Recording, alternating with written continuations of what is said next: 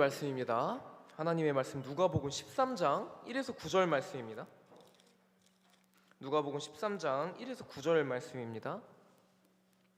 제 성경으로 신약성경 116페이지입니다. 누가복음 13장 1절에서 9절 말씀입니다. 네, 우리 다 같이 한 절 한 절 합독하시겠습니다. 그때에 마침 두어 사람이 와서 빌라도가 어떤 갈릴리 사람들의 피를 그들의 제물에 섞은 일로 예수께 아뢰니 대답하여 이르시되 너희는 이 갈릴리 사람들이 이같이 해 받음으로 다른 모든 갈릴리 사람보다 죄가 더 있는 줄 아느냐? 너희에게 이르노니 아니라 너희도 만일 회개하지 아니하면 다 이와 같이 망하리라. 또 실로암에서 망대가 무너져 지어 죽은 18사람이 예루살렘에 거한 다른 모든 사람보다 죄가 더 있는 줄 아느냐? 너희에게도 이르노니 아니라 너희도 만일 회개하지 아니하면 다 이와 같이 망하리라. 이에 비유로 말씀하시되 한 사람이 포도원에 무화과 나무를 심은 것이 있더니 와서 그 열매를 구하였으나 얻지 못한지라. 포도원지에게 이르되 내가 3년을 와서 이 무화과 나무에서 열매를 구하되 어찌 땅만 버리게 하겠느냐? 대답하여 이르되 주인이여 금년에도 그대로 두소서. 내가 두루 파고 거름을 줄이니 이후에 만일 열매가 열면 좋거니와 그렇지 않으면 찍어버리소서 하였다 하시니라. 아멘. 네, 오늘 추가 시간이라는 제목으로 한번 말씀 나누려고 합니다. 제가 이제 신학교를 다니는데 신학교를 가기 전에 이제 벌써 5년 전이네요. 5년 전에 신학교를 처음 갔는데 그때 이제 마음에 와, 드디어 성경을 배우는구나, 성경을 잘 알구나, 이 들뜬 마음으로 갔습니다. 근데 아시다시피 신학교 가면 성경 가르쳐주지 않습니다. 대신에 뭘 가르쳐주냐면 성경을 읽는 방법을 가르쳐준다고 좀 표현하고 싶어요. 그 중에 하나가 이 비유인데, 중요한 것 중에 하나가 비유인데, 저는 비유를 개인적으로도 참 좋아합니다. 왜 그러냐면 읽을 때 이 말씀을 이렇게 비유도 하시는구나 감탄할 때가 많아요. 근데 또 왜 놀라냐면 아무리 읽어도 무슨 소린지도 모르겠어요. 아무리 읽어도 너무 어렵습니다. 이게 도대체 앞선 말씀도 이해가 안 되는데 비유는 더 어려워지는 그러한 난해한 비유가 또 저에게 다가오기도 합니다. 그러나 이제 학교에서 이 비유가 어떤 의미고 어떻게 봐야 되고 어떤 맥락에서 봐야 되는지 이게 하나하나 이제 어떻게 배우는지 그리고 다시 읽으면 놀라워요. 너무 놀랍습니다. 근데 이런 질문이 들죠. 그런 비유를 예수님은 왜 하필 비유로 설명하실까? 앞선 말씀이 있으면 그 말씀을 강독해 주시거나 강해해 주시지 않으시고 왜 비유로 말씀하실까? 이 고민을 하게 돼요. 이 비유로 말씀하시는데 또 특별한 이유가 있습니다. 왜냐하면 예수님의 가르침을 받는 사람들은 불특정 다수예요. 많은 군중이 예수님 앞에 와서 말씀을 듣고 배웁니다. 근데 반응이 두 가지로 나뉘어요. 어떤 반응이냐면 하나는 예수님께 관심을 갖는 자들이 있어요. 그럼 또한 우리는 별로 관심이 없는 자들이 있어요. 예수님이 주시는 것들에만 관심이 있고 예수님 그 자체는 별로 관심을 갖지 않는 사람들이 있어요. 또한 우리는 아예 듣고 떠나는 자들이 있습니다. 비유로 설명하시는 데는 이들을 가르는 역할을 해요. 어떤 난해한 가르침이 주어졌을 때 알지 못하는 가르침이 주어졌을 때 이해하기 어려운 가르침이 주어졌을 때 예수께서 비유로 말씀하시는데 이 가르침이 너무 어렵고 관심이 없으면 떠나가 버립니다. 예수님을 그냥 흘려보내버려요. 근데 정말 궁금하고 예수님에 대해 관심이 있으면 와서 물어요. 예수님 이게 어떤 이야기입니까? 그래서 성경을 잘 읽어보면 비유를 듣는 자들은 예수님께 관심을 갖는, 특히 제자들에게 비유로 말씀을 해주십니다. 그리고 비유가 어떤 것인지도 설명을 해주세요. 그래서 이 비유라는 것 자체는 이 말씀에 대한 태도를 가르는 훌륭한 도구로 사용하십니다. 예수님께서 그래서 우리도 이 비유를 볼 때 어떤 자세를 가지고 봐야 되는데 반드시 전체적인 맥락을 가지고 읽어야 돼요. 이 내용이 이거야 라고 단순하게 말할 수가 없는 겁니다. 오늘 본문을 봐도 좀 어려워요. 이 비유를 보면 그냥 한편의 에피소드로 보입니다. 그럴 수 있지. 그치, 포도나무에 무화과나무 심었는데 열매 안 맺으면 없애버려, 찍어버려야지. 포도나무 심어야지. 단순하게 이해할 수 있는데 그 앞의 내용이랑 같이 읽어서 예수님의 그 가르침을 살펴보면 우리에게 훨씬 더 큰 은혜로 다가옵니다. 어떠한 것이냐? 이 비유의 핵심은 회개입니다. 회개를 말씀하고 계세요. 예를 들어볼까요? 이 회개를 말을 하는데, 가르치시는데 회개에 대해 어렵게 설명하셨을까요? 쉽게 설명하셨을까요? 쉽게 설명하십니다. 애초에 비유는 쉽게 설명하기 위함이니까. 근데 여기서 혹시 포도 길러보신 분 계십니까? 무화과나무 길러보신 분 계십니까? 그래서 우리에게 어려운 것 같아요. 이 당시 백성들한테 양에 대한 비유를 하면 엄청 쉽게 받아들이, 돼지, 양, 염소 비유하면 늘 보던 것들이 그런 것들이라 굉장히 익숙하게 들리겠지만 우리한테는 좀 어렵죠. 그래도 우리 한번 예수님의 가르침을 통해서 좀 살펴보고자 합니다. 먼저 이렇게 시작해요. 1절에 어떤 사람이 와서 빌라도가 그 갈릴리 사람들의 이야기를 해요. 갈릴리에 무슨 일이 있었는가? 빌라도에 의해 죽임을 당한 자들이 생겼다는 거예요. 어떤 자들이 빌라도에 의해서 무고한 피를 흘린 것 같습니다. 또 4절에 어떤 실로암에서 망대가 무너져서 깔려 죽은 사람이 18명이나 된대요. 이 사건을 가지고 와서 예수님께 물어보는 거예요. 저들이 왜 그런 일을 당했을까요, 주님? 예수님의 대답이 조금 의아해요. 2절입니다. 대답하여 이르시되 너희는 이 갈릴리 사람들이 이같이 해 받음으로 다른 모든 갈릴리 사람보다 죄가 더 있는 줄 아느냐? 너희에게도 이르노니 아니라 너희도 만일 회개하지 아니하면 다 이와 같이 망하리라. 실로암에도 똑같이 말씀하세요. 너희에게 이르노니 아니라 너희도 만일 회개하지 아니하면 다 이와 같이 망하리라. 이게 무슨 의도냐면, 무슨 배경이 깔려 있냐면, 이 질문을 가지고 오는 자들은 어떠한 불행한 일을 당하고 어려운 일을 당하는 지체를 보고 저 사람 하나님한테 뭐 잘못했나? 죄를 지었나? 이런 생각을 하기 쉽다는 거예요. 이 어떤 안 좋은 일을 당하는 것이 죄랑 연결이 될 수 있는가? 물론 하나님께서 언약에 대한 축복과 저주를 내리실 땐 반드시 앞서서 예전에 하셨던 그 언약에, 특히 출애굽과 시내산에서 맺으셨던 그 언약에 따른 율법에 근거하여 심판을 하십니다. 순종하면 복을 내리시고 불순종하면 저주를 내리세요. 이거는 변하지 않는 원리입니다. 그러나 불행한 일을 기계적으로 죄로 연결할 수는 없어요. 욥기가 그렇죠. 당대 가장 의인이었던 욥은 가장 힘든 고난을 당했어요.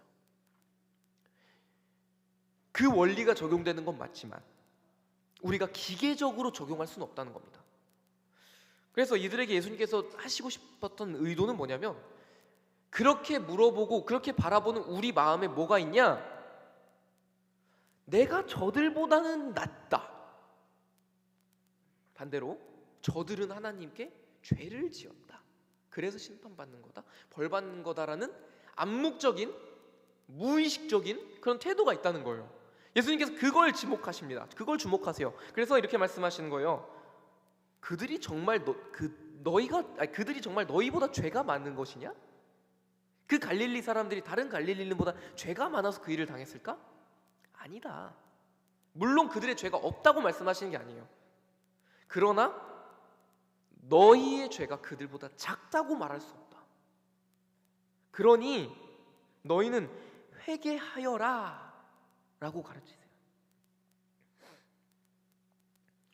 이 관점의 변화, 이것에 대해, 이 회개에 대해 별로 관심이 없던 자들은 떠나갔을 겁니다.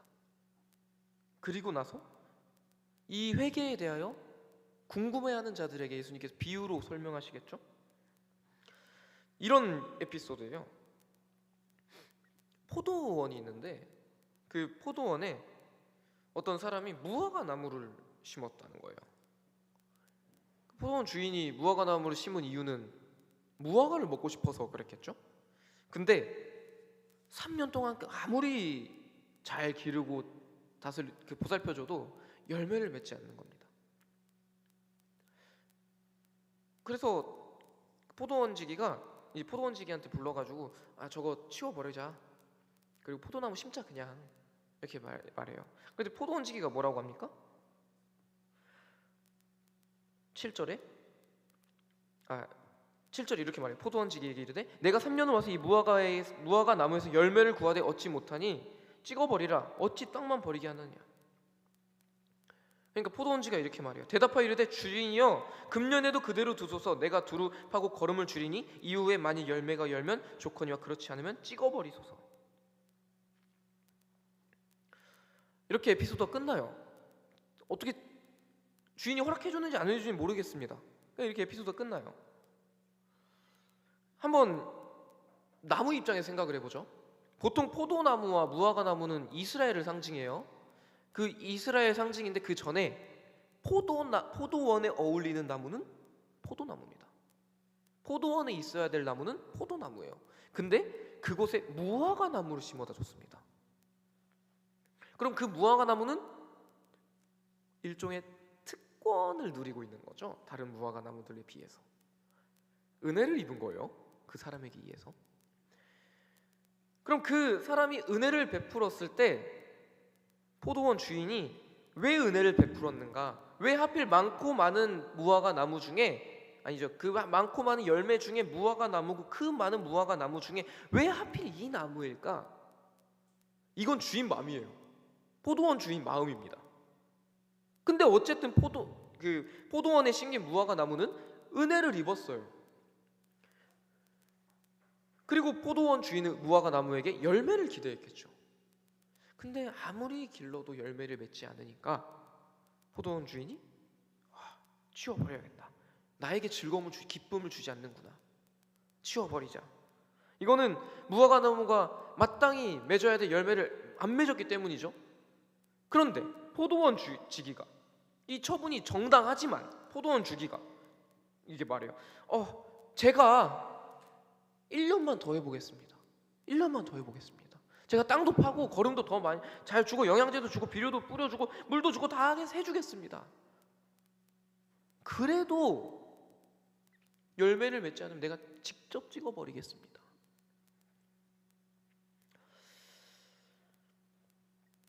이 포도원 지기의 그 간구, 주인을 향한 은혜를 바라는 그 간구, 그걸로 포도원에 심긴 무화과 나무는 1년이라는 유예 기간을 얻었어요.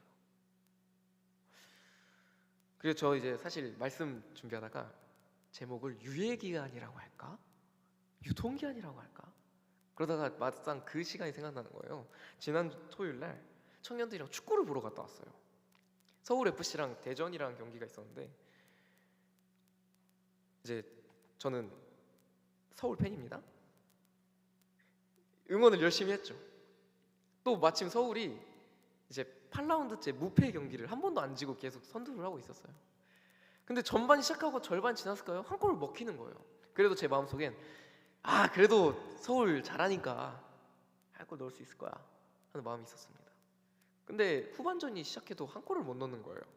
아쉽게 자꾸 빗나갑니다. 그래서 후반전도 끝났어요. 추가 시간이 주어진 겁니다. 근데 추가 시간이 엄청 긴 거예요. 어떻게 됐을까요? 한 골이 안 들어가더라고요. 제가 딱 응원하러 간 날 지더라고요. 근데 그 추가 시간을 기다리는 제 마음이 진짜 간절했어요. 끝났나? 경기가 계속됩니다. 끝났나? 또 시작돼요. 이제는 끝났나? 또 시작돼요. 근데 어느 순간 제 마음에 무슨 마음이 들었냐면 아, 빨리 이번에 공격해야 돼. 근데 그때 끝나더라고요. 유예 기간이라는 건 그런 것 같습니다. 제가 왜 추가 시간이라고 정했냐면 이 무화과 나무에게는 1년이라는 유예 기간이 주어졌어요. 그동안 이 무화과 나무는 열매를 맺어야만 해요. 열매를 맺지 않으면 찍혀버립니다.